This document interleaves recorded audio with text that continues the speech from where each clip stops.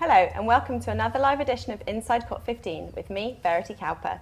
It's been another extraordinary day at the climate talks, with the EU promising €7 billion over the next 3 years as part of a global climate change fund, and a draft text calling for richer nations to dramatically reduce their carbon emissions. It's already the end of week one and we still don't know how things are going to pan out. Tonight I'm joined by Klaus Bondam, Environmental Mayor for Copenhagen, Ove Hoegh-Guldberg, scientist at the University of Queensland, and Dawa Sherpa, Mountaineer and Everest summiteer from Nepal. So, Klaus, we'll start with you. You're obviously in charge of making Copenhagen the best urban environment in the world. Not long ago, people thought, Copenhagen and similar cities were dull, grey, getting boring. How have you turned that around, and more importantly, why have you turned this around? Well, we have turned it around because it is very important fighting CO2 emissions to have a very, very focused look on urban environments. We know that in a few years' time, 2/3 of the world's population will live in urban areas, and we also know that about 80% of the world's CO2 emission comes from urban area. And that's one of the reasons why Copenhagen has engaged itself very heavily in fighting CO2 emissions. But we've also, up to the COP15, engaged ourselves heavily in a cooperation between international city organizations like ECLI and the C40 and other local government organizations. And the reason for that is we want to be implemented in the final Copenhagen Agreement because it is vital that, this is nothing that can be solved by the national governments alone. It needs the participation of the civil society, and it needs the participation of the individual in behavioral change, but it also needs the participation of cities and local governments, because we are the ones who are very close to the citizens. We're the one who can work with the transport system, issues around energy renovation of existing buildings, local planning, all these things we can. So that's why we're working heavily on it in Copenhagen, also to present ourselves as an example for other cities that climate-friendly development can walk fine hand in hand with financial growth, which we've had experience, that it doesn't exclude each other. So how have you dealt with people coming to the conference? You've obviously got an influx of thousands of people for this conference. Has that affected the sustainability of the city, and how have you dealt with that? Well, I think in the long run, I think it's always good to have a sort of an eyes-on experience, and that's what we're feeling for many of the both delegates and NGOs coming to our cities, because here they see there is a possibility. We're a small city; we're only 500,000 people. But if somebody from Rio de Janeiro or Tokyo or Beijing can go home and see there is actually possibilities of constructing and structure your city in different ways. There is an example up in Copenhagen. Let's try and listen to what they say. And of course, I have to say, we also learn from others. And for example, many German cities are very good in greening their roofs. How transferable do you think it is for developing countries such as Rio or Mexico City? How are they going to? Yeah, but I think that's a part of it also, because they're talking at the COP a lot about funds, but one thing that I think is important also is the city-to-city cooperation, and I think it's vital to acknowledge that we have an experience in the north cities, in the developed cities, and we have to share these experiences, and we have to help with capacity building in the developing cities so they don't make the same mistakes as we've done.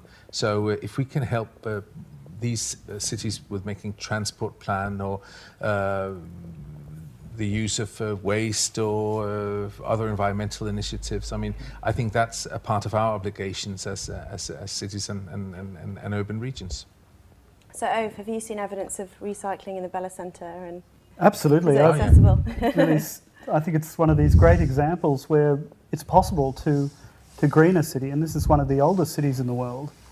And I guess it is an inspiration, There's also, I think, a culture here which is very interesting. You see everyone riding bikes, and it's something that I think is probably an old part of, Copenhagen.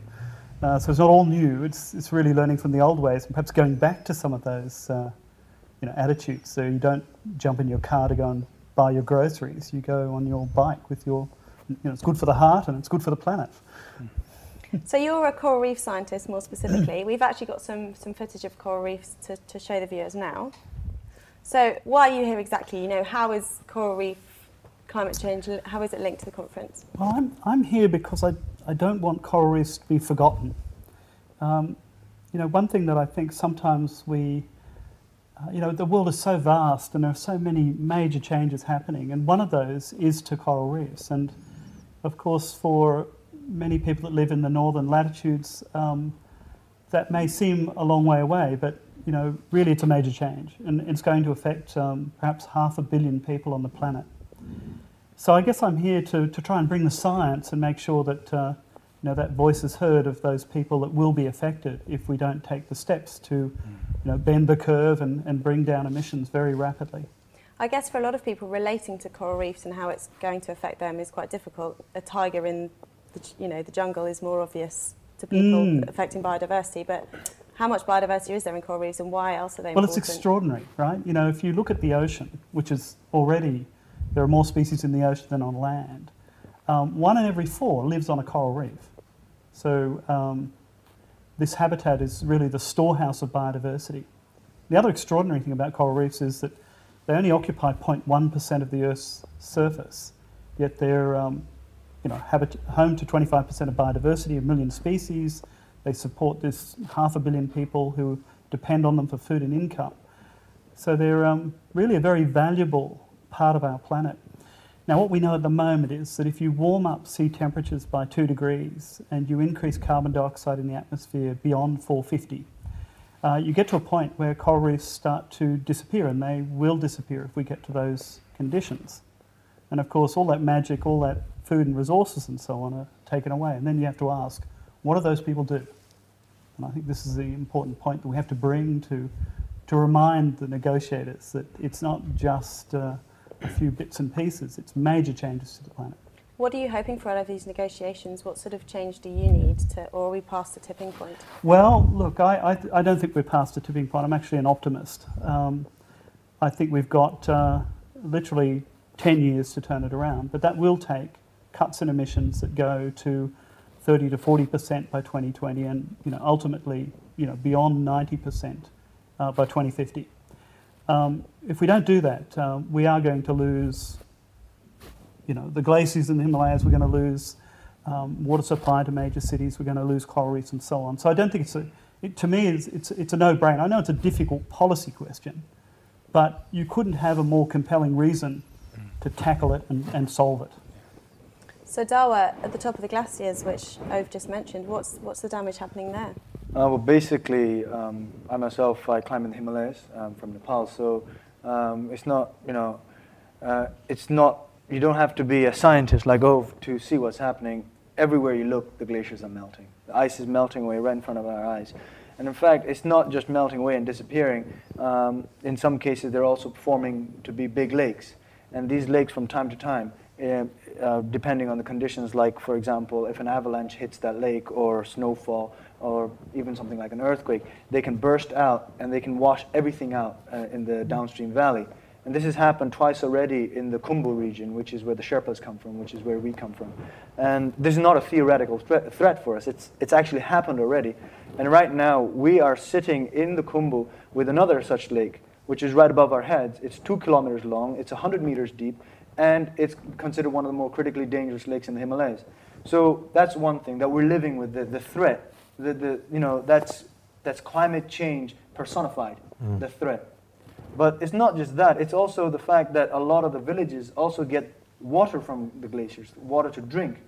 But these glaciers have disappeared since the 50s. I mean, there's a lot of evidence, including photographic evidence, where there used to be huge bulging glaciers, and they're gone now. So a lot of these villages are having to now find alternative sources of water, which basically means, in human terms, the wife or the daughters have to walk extra hours every day to go fetch water. So that means that a lot of kids can't go to school. Also, it's not just the domestic use, it's also in the farms.